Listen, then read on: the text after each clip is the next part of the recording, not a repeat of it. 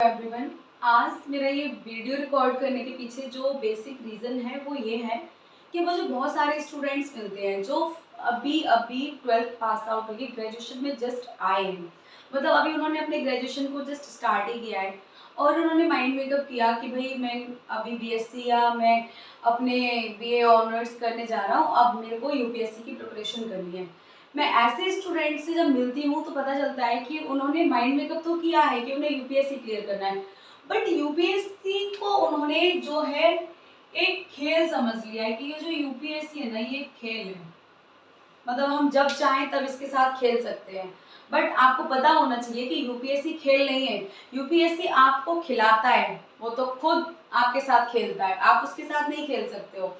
तो बच्चे जब मिलते हैं तो कि क्या करना है आगे, कि यूपीएससी करना है, बट अभी मेरे पास 3 साल तो ये है, 1 साल मुझे एक्स्ट्रा भी मिलेगा और 1 साल तो एक अटेम्प्ट जैसे जाते हैं, यानी कि वो अपनी 5 ईयर प्लानिंग पहले से ही कर चुके हैं कि उनको इसको 5 ईयर प्लान के साथ ही क्लियर करना है, जो कि नहीं होना चाहिए। मैं ऐसे स्टूडेंट्स को बोलना चाहूँगी कि अगर आप ग्रेजुएशन में, बहुत अच्छी बात है, आप यूपीएससी की साइट पर जाइए, वहाँ जा कर के आप सिलेबस को चेक कीजिए कि सिलेबस किस चीज़ की डिमांड करता है।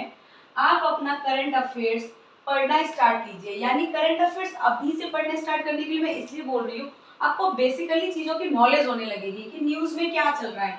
मेरा कहने का मतलब है कि न्यूज़ पढ़ना है आपको, यानी कि न्यूज़पेपर आप पढ़ करके अपना जो मेंटेलिटी है उसको सेट कर सकते हो कि कहाँ चीज़ें किस तरीके से मेरे को अपने आंसर में लिखनी है।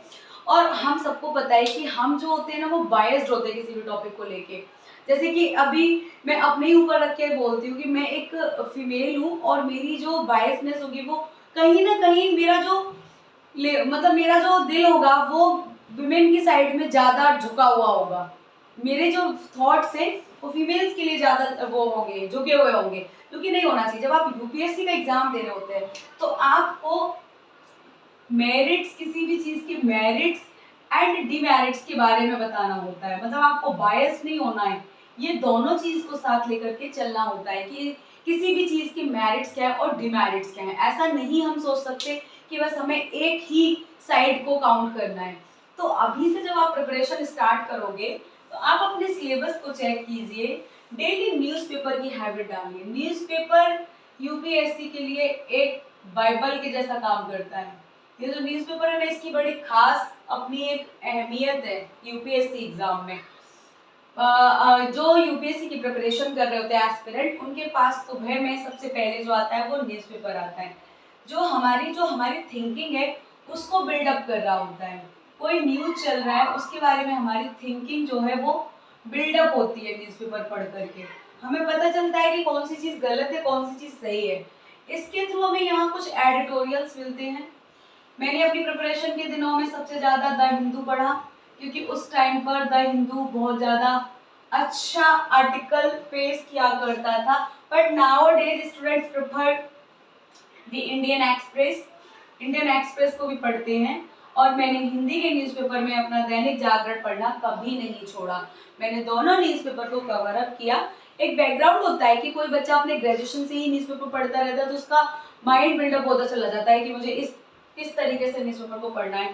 जब एडिटोरियल पढ़ते हैं तो आपको पता चलता है कि किस टॉपिक पर क्या बात की जा रही है और आपका क्या थिंकिंग लेवल है।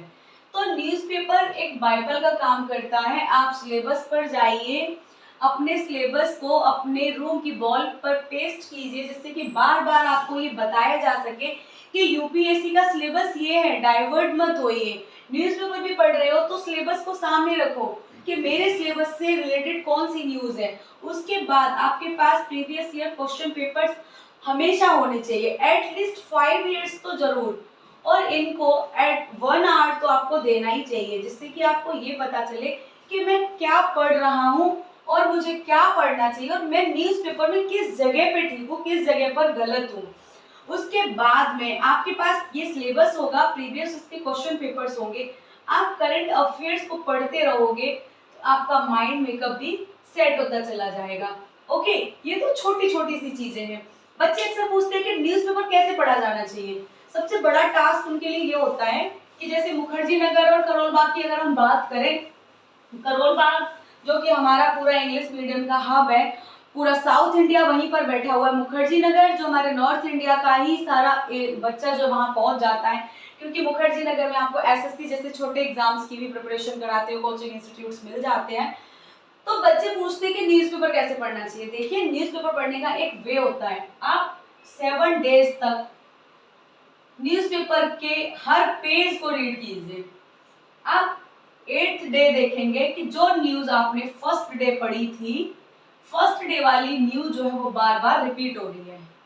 ठीक, अब आपको क्या करना है, सपोज कीजिए कि आपने पढ़ा न्यूज़पेपर में जल्लीकट्टू। ये तमिलनाडु का एक फेस्टिवल है जिसमें एक सांड के साथ में एक बच्चे मतलब कोई भी मेल को फाइट करना होता है, मतलब प्ले करके दिखाना होता है, जो कि हमारा जो पीटा है वो मना करता है। इन्वायरमेंट को अगर देखें, उसके जो रूल्स हैं, रेगुलेशंस, उसके जो एक्ट है वो डिनाई करते हैं कि आप किसी एनिमल के साथ ऐसा गेम प्ले नहीं कर सकते। ओके, बट अब इसके बारे में बाद में चर्चा करेंगे। अभी जल्लीकट्टू के बारे में आया कि जल्लीकट्टू कोई न्यूज़ में आया, जब ये तमिलनाडु में ये फेस्ट होने के लिए आया तो आपने जल्लीकट्टू पढ़ा। आपको आज जब ये वर्ड मिला तो आप गूगल कीजिए और गूगल के थ्रू इससे रिलेटेड सारी इंफॉर्मेशन, अपने नोट्स तैयार कर लीजिए इसकी इंफॉर्मेशन के थ्रू। अब ये न्यूज़ तो चलती ही रहेगी कि गेम हो रहा है, आज यहाँ हुआ, आज वहाँ इतने लोग मारे गए, ये सब ब्ला ब्ला, जो कि आपको स्किप करके आगे बढ़ना है।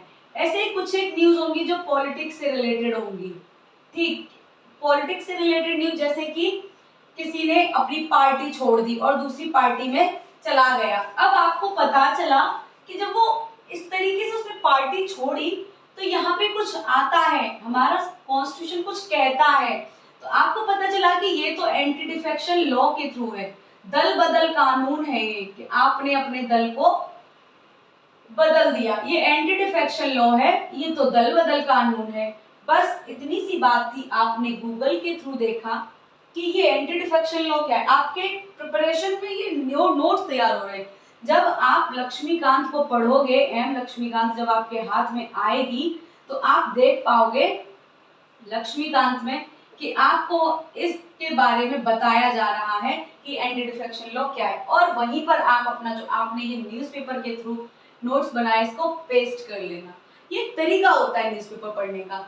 अब इसी में आता है आपका कि हमें एडिटोरियल कैसे पढ़ना है भाई।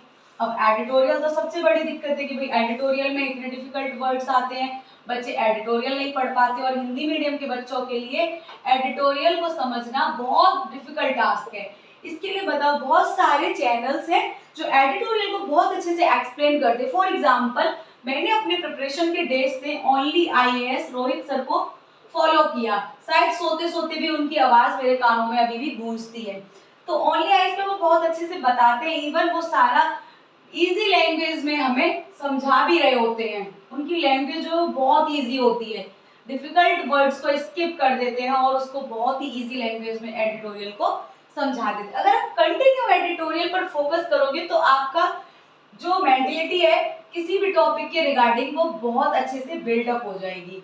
तो ये न्यूज़पेपर पढ़ने का एक तरीका होता है जिसको लेकर के आपको बिल्कुल भी हैक्टिक नहीं होना है। बहुत जल्दी मैं अपने चैनल पर एडिटोरियल का पोर्शन लेके आऊंगी, उस सीरीज में हम देखेंगे कि एडिटोरियल को किस तरीके से कवर अप किया जाता है। ठीक, ये आज का हमारा इतना डिस्कशन आपके यूपीएससी प्रिपरेशन के रिगार्डिंग है, जिसको आपको ध्यान में रखना है। Okay, thank you.